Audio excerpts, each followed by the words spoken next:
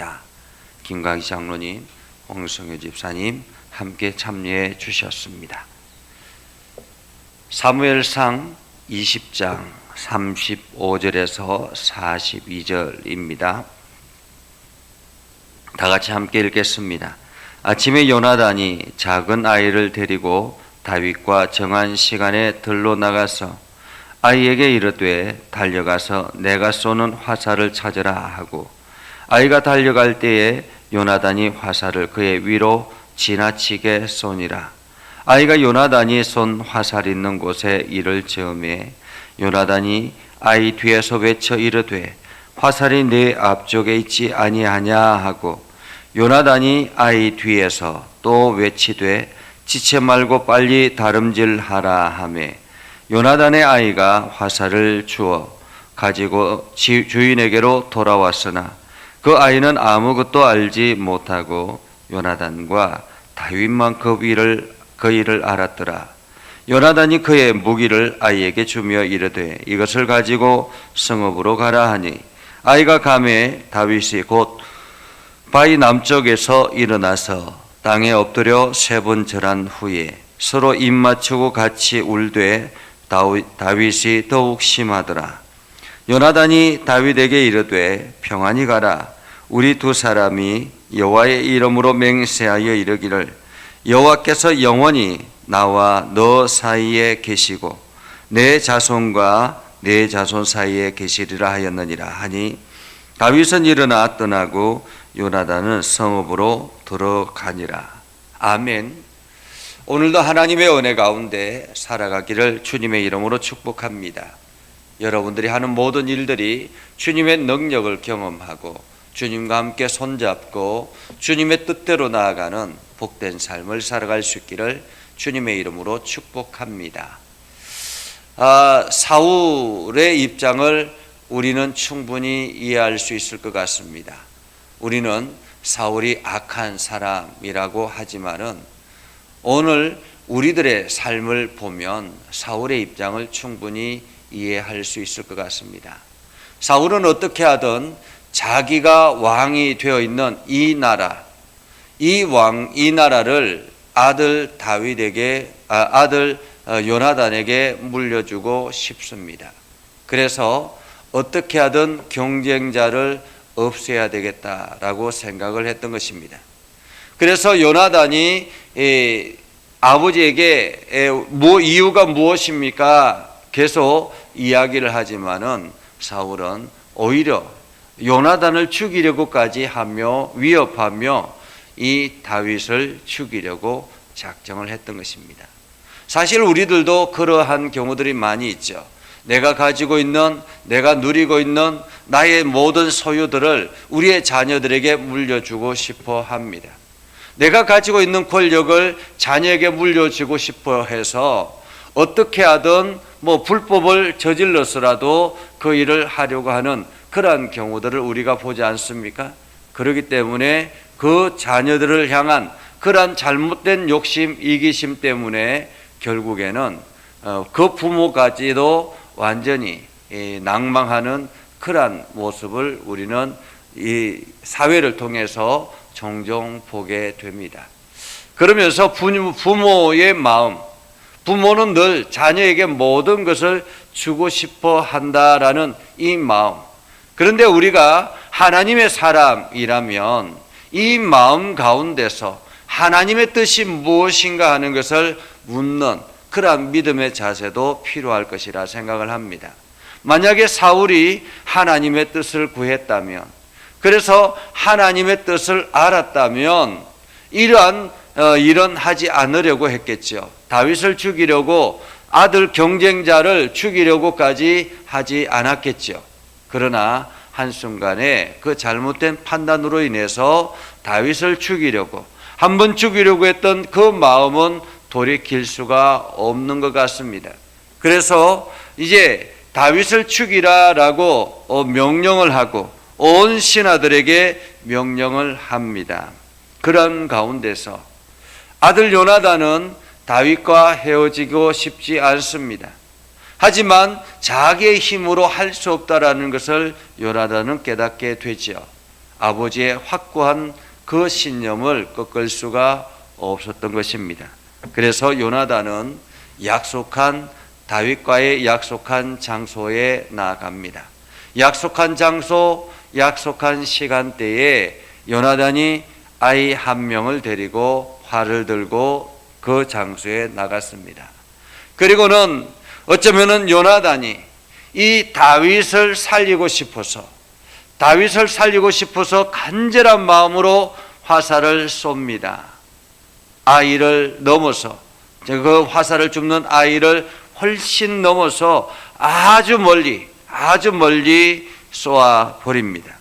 그리고는 이야기하죠. 아이에게 내 화살이 이 내가 쏜 화살이 너 앞에 있지 않느냐. 내 아이 뒤에서 외칩니다. 내 앞에 있지 않느냐.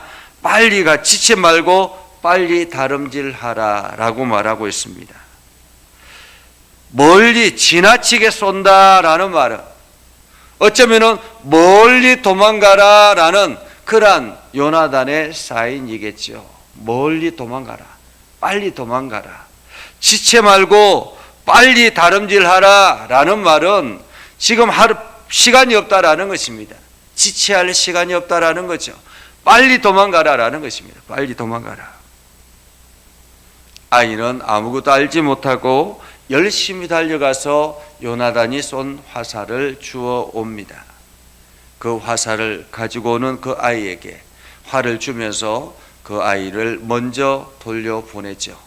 어쩌면은 이 사인만 하고도 다윗은 급하게 도망을 갈 수도 있었겠죠. 그럼에도 불구하고 다윗과 요나단은 헤어지기가 싫었다라는 것을 이 장면을 통해서 우리는 생각하게 됩니다. 요나단이 아이에게 무기를 주고 난 다음에 다윗이 있는 장소까지 가봅니다. 어쩌면은 다윗의 흔적이라도 한번 생각하고자 하는 그러한 모습이겠죠. 이미 떠나간 그 다윗이 있었던 그 장소, 그곳에 가서 다윗의 재치라도 느껴보려 그곳에 갔던 것 같습니다. 그런데 아직까지도 그 자리에 멈추어 있는 다윗의 모습을 봅니다. 어쩌면은 한시가 급한 다윗은 그 요나단이 지금 자기를 향한 그 마음을 알고 있기에 다윗도 쉽사리 걸음이 떨어지지 않았던 것 같습니다. 그렇게 해서 두 사람은 상봉을 하죠. 그리고는 서로 껴안고 흐느끼며 옵니다. 오늘 성경에 보니까 다윗이 3번 절하고 난 다음에 입 맞추고 요나단과 헤어지려고 하는데 다윗이 더욱 심하게 울었다라고 이야기합니다. 심하게 울었다. 얼마나 이 헤어짐이 안타까웠으며, 사실 그렇지 않겠습니까?